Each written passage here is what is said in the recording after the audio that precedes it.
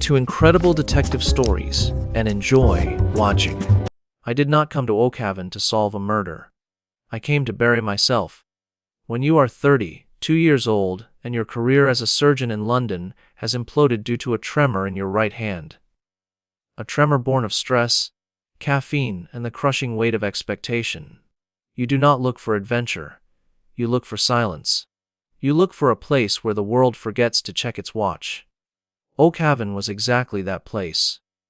It was a cluster of slate-roofed houses huddled in a valley in the north of England, surrounded by hills so steep and forests so dense that the sun seemed to apologize before entering. I arrived in November. The rain was not weather here. It was a permanent resident. It coated the cobblestones in a slick, black sheen and turned the dirt roads into rivers of mud.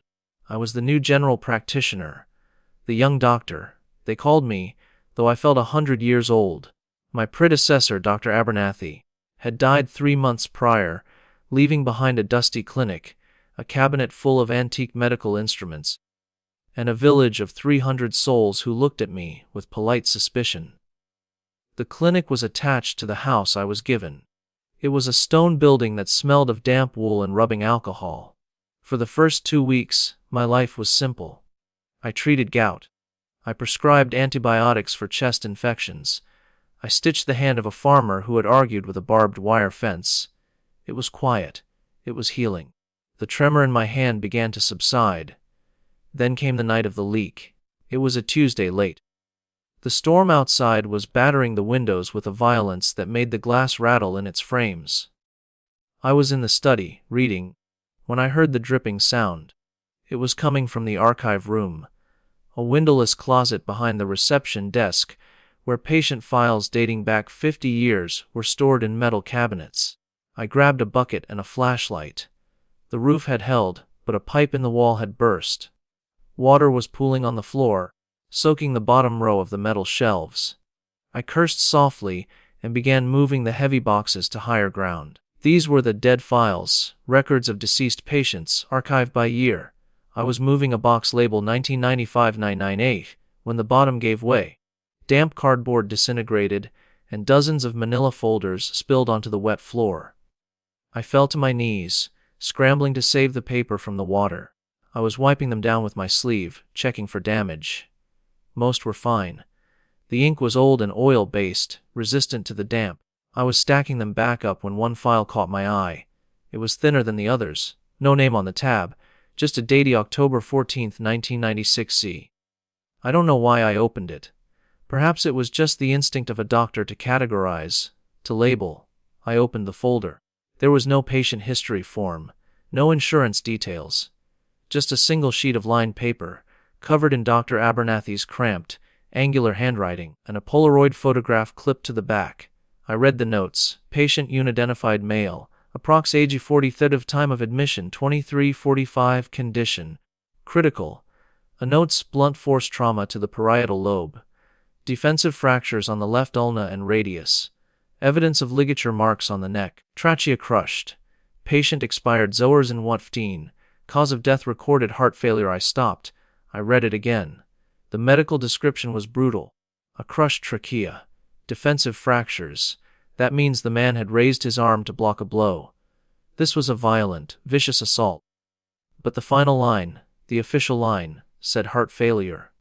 I turned the page to look at the photo. It was a flash picture taken in this very room.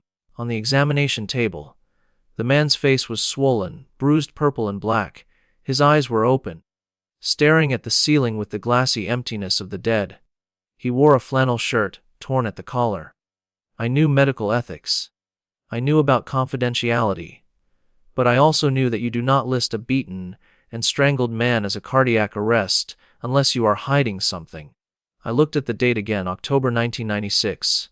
29 years ago, I sat on the cold, wet floor of the archive room, the sound of the leaking pipe echoing like a ticking clock. I told myself to put it back. Dr. Abernathy was a saint in this village. There was a statue of him in the square. He had delivered half the town's population. He was the godfather to the mayor's son, but the eyes in the photograph wouldn't let me go. They looked surprised. I dried the file carefully. I did not put it back in the box. I took it to my desk and locked it in the bottom drawer. That night, the silence of Oakhaven didn't feel peaceful anymore. It felt heavy. It felt like a lid held down tight over a boiling pot. The next morning, the rain had settled into a fine, freezing mist. The village looked like a watercolor painting left out in the rain. Blurred edges, gray and green. I walked to the bakery for my morning coffee. It was my ritual. It was how I tried to be part of the community. Mrs. Gable, the baker, was a woman of 60 with forearms like a blacksmith and a smile that could warm a room. She was kneading dough when I entered. "Morning, Dr. Thorne," she chirped. "You look like you wrestled a ghost last night." "Dark circles, plumbing issues," I said, leaning against the counter. "Burst pipe in the archives." "Oh, those old pipes," she tutted. "That building is older than the Queen. You need Arthur to come look at it." Arthur was the village handyman, and also the mayor. In Oakhaven everyone wore 2 hats. "I managed," I said. I took the coffee she offered. It was hot, strong. I wrapped my hands around the mug. "Mrs. Gable, you've lived here all your life, right?" "Born in the room upstairs," she said, pointing a floury finger at the ceiling. "Why?" I was sorting through some old files, clearing up the mess. I tried to sound casual. I found a gap in the records from '96. October time. "Do you remember if we had any visitors back then? Maybe someone who passed through and got sick?" Her hands didn't stop kneading the dough, but the rhythm changed. It became slower, more mechanical. 1996, she repeated. She didn't look at me. She looked at the dough. "That was a hard year." "The year the bridge washed out. Did anyone die?" I asked. "A stranger, maybe." Mrs. Gable stopped. She wiped her hands on her apron and turned to the oven. "No," she said. Her voice was flat. "No strangers come to Oakhaven in October, Doctor. The roads are too bad. And nobody died that year except old Mr. Henderson, and he was 90. "Are you sure?" I pressed gently. "I found a record of a man. Middle-aged." She turned back to me. The warmth was gone from her eyes. They weren't hostile, just empty, like a shutter had come down. "You're mistaken, Doctor," she said. "Dr. Abernathy kept meticulous records, but he was getting old even then. Sometimes he wrote things down wrong. Confused his patients. He wrote down strangulation," I said. The silence in the bakery was sudden and absolute. The hum of the refrigerator seemed to scream. Mrs. Gable smiled, but it didn't reach her eyes. "More coffee, Doctor? Or do you have patients waiting?" It was a dismissal. Polite, final, and cold as the mist outside. I walked back to the clinic. I felt a prickle on the back of my neck. I looked around. The village square was empty. Just the statue of Dr. Abernathy, standing tall on his stone plinth, looking down at me with bronze eyes. I spent the afternoon seeing patients. I tried to focus on their ailments. A sprained ankle, a case of shingles, a colicky baby. But I watched them. I watched their faces. These were simple, decent people. They brought me apple pies. They asked about my mother. Could they keep a secret? A collective secret is a strange thing. It requires a lot of energy. It requires everyone to agree on a version of reality that isn't true. It requires constant maintenance. That evening, I decided to visit the graveyard. It was behind the church, a small plot of land bordered by an ancient stone wall. The ground was soft and yielding under my boots. I had a flashlight. I wasn't sure what I was looking for. If the man in the photo had been murdered and covered up, he wouldn't have a headstone. But if Dr. Abernathy had a conscience, and the medical file suggested he did, simply by existing, maybe he had marked the spot. I walked the rows. Henderson, Miller, Smith. The dates were etched in mossy stone. I found the section for 1996. There was Mr. Henderson. There was a stillborn baby, a tragedy noted simply as Baby Clark. And that was it. I walked to the edge of the graveyard, where the consecrated ground met the forest. The grass was longer here, unkempt. I swept the beam of my light back and forth. Nothing. I was about to turn back when I saw it. It wasn't a grave. It was a depression in the earth, barely visible, settled over decades. And at the head of it a large, flat river stone. No markings. No name. Just a stone dragged up from the river bed and placed with intention. I knelt down. I brushed the wet leaves away. You shouldn't be here, doctor. I jumped, my heart slamming against my ribs. I spun around, swinging the light. Arthur, the mayor, stood 10 feet away. He was wearing a yellow raincoat, the hood pulled up. He held a shovel. He wasn't threatening me with it. He was just holding it, like a walking stick. But in the dark, in the rain, he looked enormous. Arthur, I breathed. You scared me. It's a dangerous place to walk at night, Arthur said. His voice was calm, deep. Roots, slippery stones, people break ankles. I was just exploring, I lied. You were looking for the stranger, Arthur said. He didn't ask. He stated it. I stood up, wiping the mud from my knees. Ms. Gabletolcock, Arthur said. We're a small village, Elias, we talk. He took a step closer. Leave it alone, Elias. There is nothing in that ground that can help you. And nothing that can hurt you, unless you dig it up. Ooh, was he Arthur? I asked. My voice shook slightly, but I stood my ground. He was murdered. I have the file. Arthur sighed. It was a sound of immense fatigue. A file is just paper. Paper rots. Paper burns. You're a good doctor. We like you. You fit here. You have the same quiet in you that we have. Don't ruin it. He turned and walked away into the darkness. He didn't chase me. He didn't threaten to kill me. He just walked away, confident that his warning was enough. That was the moment I knew. I wasn't just dealing with a murder. I was dealing with a pact. The paranoia set in on day 3. I started locking my doors, checking the windows. Every time a patient walked into my office, I wondered, were you there? Did you hold him down? Did you watch? I needed proof that wasn't just a piece of paper. I needed to know who the man was. I went back to the file. I studied the photo with a magnifying glass. The man's clothes were generic. Flannel shirt, denim. But on his left wrist, barely visible at the edge of the frame, was a watch. It looked expensive. Silver, heavy links. A diver's watch. If the village had killed him and buried him in a pauper's grave, or that depression in the earth, they would have stripped him. They would have taken anything that could identify him. Where would they put it? You don't throw a Rolex in the river. Someone might find it. You don't sell it. That creates a paper trail. You keep it. Or you hide it where no one goes. I thought about the clinic. Dr. Abernathy's clinic. He had kept the file. He had hidden the truth but documented the lie. Why? Guilt. Insurance. Or was he keeping evidence against someone else? I spent the next 2 nights searching the clinic. I tapped the walls. I lifted floorboards under the rugs. I felt like a madman, hunting for a ghost's jewelry. On the 3rd night, I found the safe. It wasn't a wall safe. It was a false bottom in the medical cabinet where the opiates were stored. I was doing a stock check of the morphine when I noticed the shelf sat a fraction of an inch too high. I pried it up with a scalpel. Underneath was a small wooden box. I opened it. Inside was a silver Rolex Submariner, scratched and stopped at 11:43, and a wallet. My hands trembled as I opened the wallet. The leather was stiff, dry. Inside were a few soggy banknotes, dissolved by time, and a driver's license, a name, Julian Vane in Oakhaven, 1958, Umrai address, London. The room spun. I had to grip the counter to stop from falling. Vane. My mother's maiden name was Vane. I stared at the photo on the license. It was younger than the death photo, clean shaven, smiling. But the eyes were the same. I knew this face. I had seen it in photo albums my mother kept in the attic, the ones she never let me look at too closely. Your uncle, she had said once.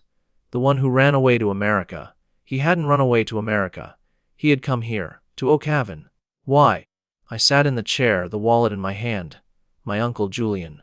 The black sheep. The one my father refused to speak of. I remembered vague whispers from my childhood. Money owed, bad debts, gambling. Why come to this godforsaken village? And then I saw the folded piece of paper tucked behind the credit cards. A letter. It was addressed to Dr. Marcus Abernathy. Marcus, the boy is getting older. I need more money. If you don't pay, I tell the town. I tell them about the mistake. I tell them about the children. Bring it to the clinic. Tonight. The mistake. The children. My head was pounding. This wasn't just a random murder. This was blackmail. Julian Vane, my uncle, had been blackmailing the beloved Dr. Abernathy. I pieced it together. Julian came to collect. Abernathy didn't pay, or couldn't pay, and then violence. But Arthur, the mayor, had been involved. Mrs. Gable knew. The whole town knew. I wasn't just the new doctor. I was the nephew of the man they had killed. I packed a bag. I took the file, the watch, the wallet. I was leaving. I was going to drive to the nearest police station, 2 towns over. I was going to burn this village to the ground with the truth. I grabbed my keys and opened the front door of the clinic. They were waiting for me. It wasn't a mob with pitchforks. It was quieter than that. Arthur stood in the rain. Beside him was Mrs. Gable, and behind them, the sheriff, an old man named Silas who usually spent his days fishing, and 5 or 6 others, elders of the village. They stood in a semi-circle around my car. Going somewhere, Elias? Arthur asked. Get out of my way, I said. I held up the wallet. I know who he was. He was my uncle. A ripple of shock went through them. Mrs. Gable gasped, her hand flying to her mouth. Arthur didn't flinch. He just looked sadder. We didn't know, Arthur said softly. We knew you were from London. We didn't know you were his blood. You killed him, I shouted. The rain was soaking me, plastering my hair to my skull. Dr. Abernathy killed him, and you all covered it up. Come inside, Elias, Arthur said. Please. We won't hurt you. If we wanted to hurt you, we would have done it days ago. Just come inside. You deserve the truth. I looked at them. They looked tired. They looked old. They didn't look like killers. They looked like people carrying a very heavy burden. I lowered the wallet. Inside. But I keep my phone in my hand. One wrong move and I dial 999. Arthur nodded. Fair enough. We went into the clinic waiting room. It was surreal. A dozen soaking wet villagers standing among the outdated magazines and plastic chairs. Talk, I said. Arthur took off his hood. He looked at the floor, then at me. Your uncle was a bad man, Elias. I don't speak ill of the dead lightly. But he was poison. He found out about... What incident? 1994, Mrs. Gable whispered. The vaccine. I looked at her. What vaccine? Dr. Abernathy. He was a genius, Arthur said. But he was proud. In 94, there was a meningitis outbreak in the next valley. He was terrified it would come here. He made his own batch of vaccine. He didn't wait for the government supply. He thought he could save us. I felt a cold dread in my stomach. And he made a mistake with the dosage, Arthur said. He vaccinated 10 children. My son, Mrs. Gable's daughter. They got sick. I guessed. They almost died, Arthur said. They had seizures, fevers. Abernathy saved them. He stayed up for 4 nights straight, keeping them alive. He brought them back from the brink. But he had broken the law. He had almost killed them with his arrogance. If it got out, he would lose his license. He would go to prison. So you protected him, I said. He saved our lives 1,000 times before that, Mrs. Gable said fiercely. He delivered us. He healed us. One mistake, we couldn't let him be destroyed for one mistake that he fixed. And Julian? I asked. My uncle. He was an orderly at the hospital in the city where Abernathy sent the blood samples, Arthur said. He saw the toxicity reports. He stole them. He tracked Abernathy down. He wanted £50,000, Arthur said. Abernathy didn't have it. Julian came here that night. He was drunk. He was screaming. He broke into the clinic. He started smashing things. He hit Abernathy. Arthur paused. He looked at his hands. I was here, Arthur said. I had come to check on the doctor. I saw your uncle hitting him, kicking him while he was on the floor. I stared at Arthur. I pulled him off, Arthur said. I fought. He was strong. He had a knife. He cut me. Arthur rolled up his sleeve to show a jagged, faded scar on his forearm. I got my arm around his neck. I just wanted to stop him. I just wanted to make him sleep. The room was silent. I held on too long, Arthur whispered. I was 22 years old. I was scared. When I let go, he was gone. I looked at the file in my mind. Trachea crushed. A chokehold. Abernathy wanted to call the police, Arthur continued. He wanted to confess everything. The vaccine. The fight. But we wouldn't let him. What? The parents, Mrs. Gable said. the parents of the children he saved. We came together. We decided. Abernathy was vital to this town. We needed him. We didn't need a blackmailer. And we didn't need our boys going to jail for defending an old man. So you erased him, I said. We erased him, Arthur agreed. We buried him in the old woods. Abernathy falsified the death record just in case the body was ever found, so it would look like natural causes. But he couldn't bring himself to lie completely. That's why he kept the file. As a penance. Now, I asked. Now I know. Arthur looked at me. His eyes were clear. Now you are the doctor. You are the guardian of this town. You know the truth. You can destroy us. You can send me to prison for manslaughter. You can ruin Abernathy's legacy. Or, he stopped. Or what? Or you can understand, Arthur said. That sometimes justice isn't about the law. It's about what keeps a community alive. They left me alone in the clinic.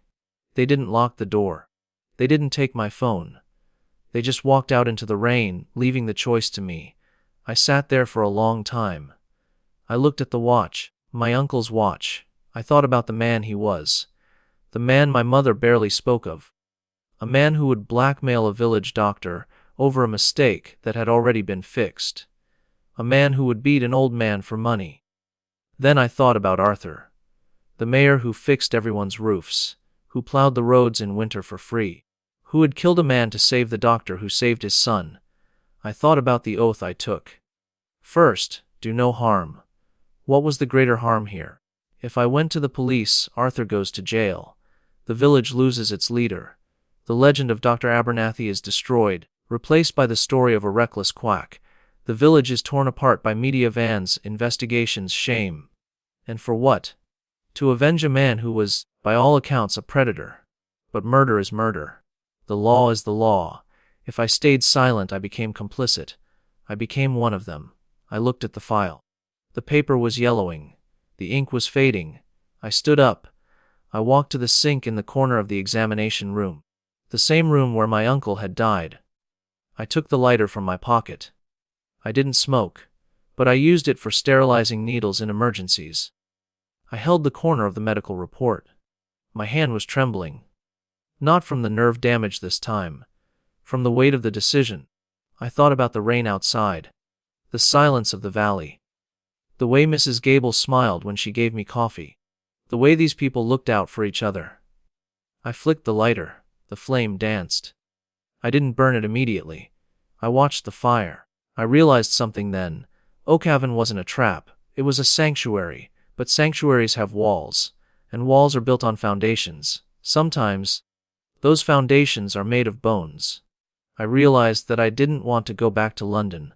I didn't want the noise, the pressure, the shaking hands. I wanted to be here.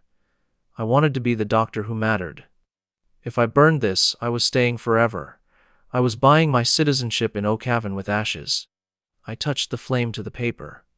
It caught quickly. The dry paper curled and blackened.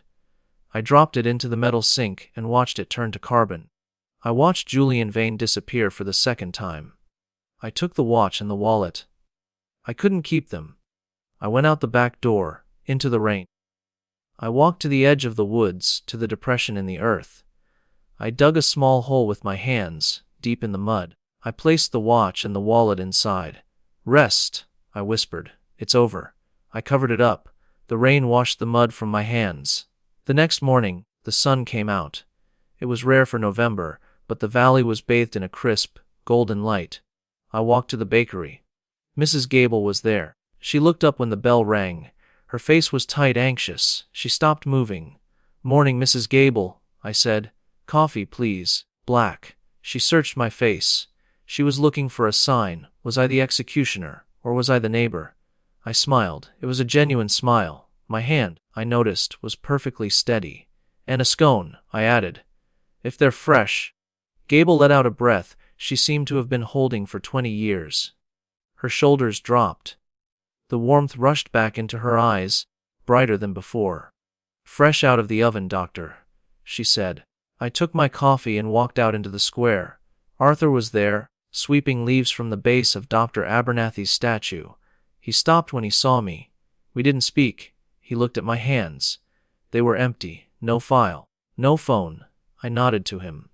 Just a small dip of the chin. Arthur nodded back. It was a gesture of profound gratitude, and a pact sealed in silence. I walked back to the clinic. I had patients to see. Old Mr. Miller had gout again. The Smith boy had a fever. They needed me. I sat at my desk. I opened the bottom drawer. It was empty. I was no longer just a doctor. I was a keeper of the secret. I was one of them. The diagnosis was complete. The patient, the village itself, had a chronic condition. A hidden trauma. But it was stable. It was surviving. And so was I. I picked up my pen. My hand was steady as a rock.